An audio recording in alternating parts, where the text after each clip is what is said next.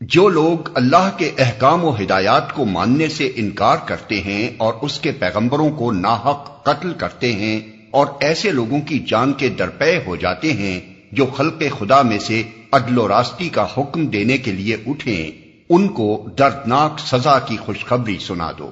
یہ تنزیہ انداز بیان ہے۔ مطلب یہ ہے کہ اپنے جن کرتوتوں پر وہ آج بہت خوش ہیں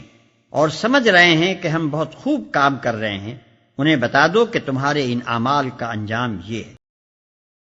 یہ وہ لوگ ہیں جن کے اعمال دنیا اور آخرت دونوں میں ضائع ہو گئے اور ان کا مددگار کوئی نہیں ہے۔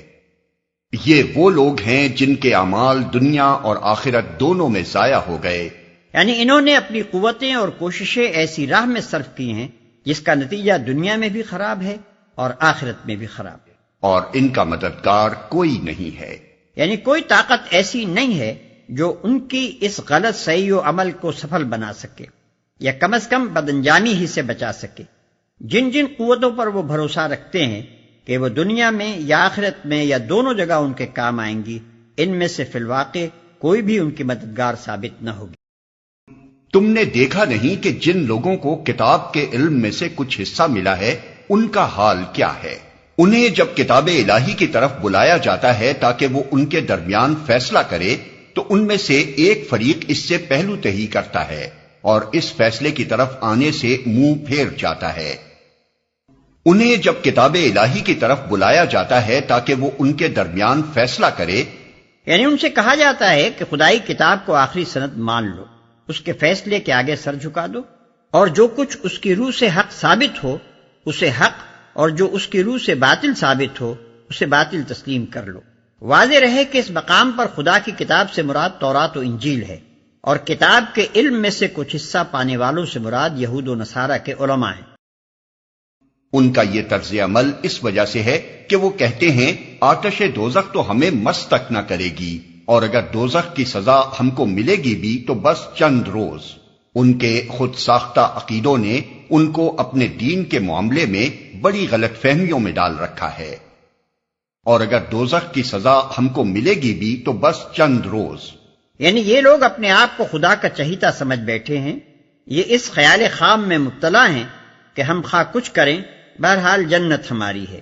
ہم اہل ایمان ہیں، ہم فلاں کی اولاد اور فلاں کی امت اور فلاں کے مرید اور فلاں کے دامن گرفتہ ہیں،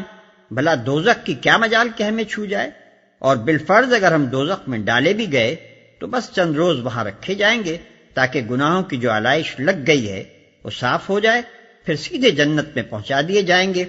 اسی قسم کے خیالات نے ان کو اتنا جری و بے باک بنا دیا ہے کہ وہ سخت سے سخت جرائم کا ارتکاب کر جاتے ہیں، بدترین گناہوں کے مرتکب ہوتے ہیں، کھلم کھلا حق سے انحراف کرتے ہیں، اور ذرا خدا کا خوف ان کے دل میں نہیں آتا۔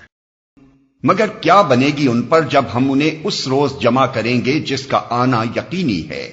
اس روز ہر شخص کو اس کی کمائی کا بدلہ پورا پورا دے دیا جائے گا اور کسی پر ظلم نہ ہوگا۔ کہو خدایا ملک کے مالک، تو جسے چاہے حکومت دے اور جس سے چاہے چھین لے، جسے چاہے عزت بخشے اور جسے چاہے ذلیل کر دے، بھلائی تیرے اختیار میں ہے، بے شک تو ہر چیز پر قادر ہے۔ رات کو دن میں پروتا ہوا لے آتا ہے اور دن کو رات میں، جاندار میں سے بے جان کو نکالتا ہے اور بے جان میں سے جاندار کو، اور جسے چاہتا ہے بے حساب رزق دیتا ہے۔ جب انسان ایک طرف کافروں اور نافرمانوں کے کرتوت دیکھتا ہے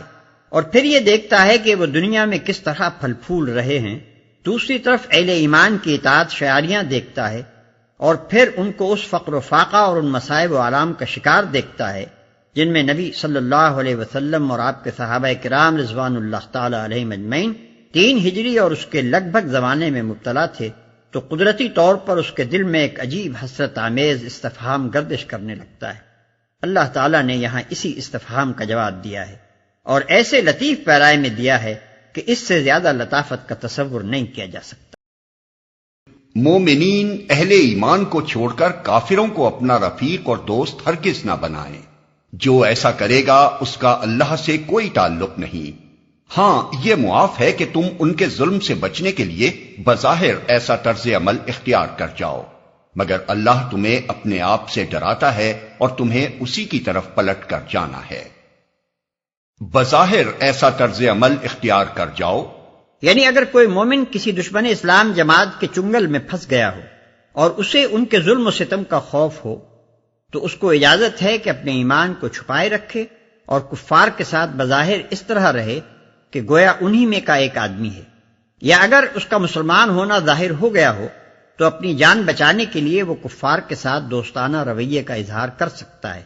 حتیٰ کہ شدید خوف کی حالت میں جو شخص برداشت کی طاقت نہ رکھتا ہو اس کو کلمہ کفر تک کہہ جانے کی رخصت ہے۔ اور تمہیں اسی کی طرف پلٹ کر جانا ہے۔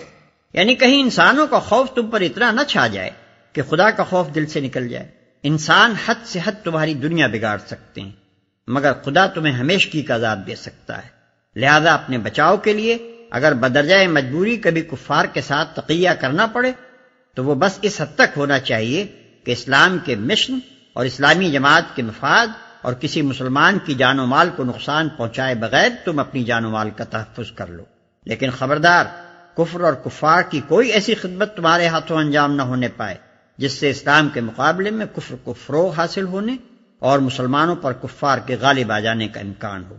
خوب سمجھ لو کہ اگر اپنے آپ کو بچانے کے لیے تم نے اللہ کے دین کو یا اہل ایمان کی جماعت کو یا کسی ایک فرد مومن کو بھی نقصان پہنچایا یا خدا کے باغیوں کی کوئی حقیقی خدمت انجام دی تو اللہ کے محاسبے سے ہرگز نہ بچ سکو گے، جانا تم کو بہرحال اسی کے پاس۔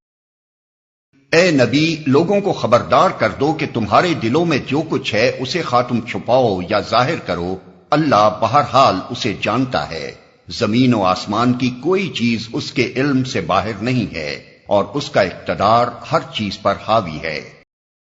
وہ دن آنے والا ہے جب ہر نفس اپنے کیے کا پھل حاضر پائے گا، خواہ اس نے بھلائی کی ہو یا برائی۔ اس روز آدمی یہ تمنا کرے گا کہ کاش ابھی یہ دن اس سے بہت دور ہوتا۔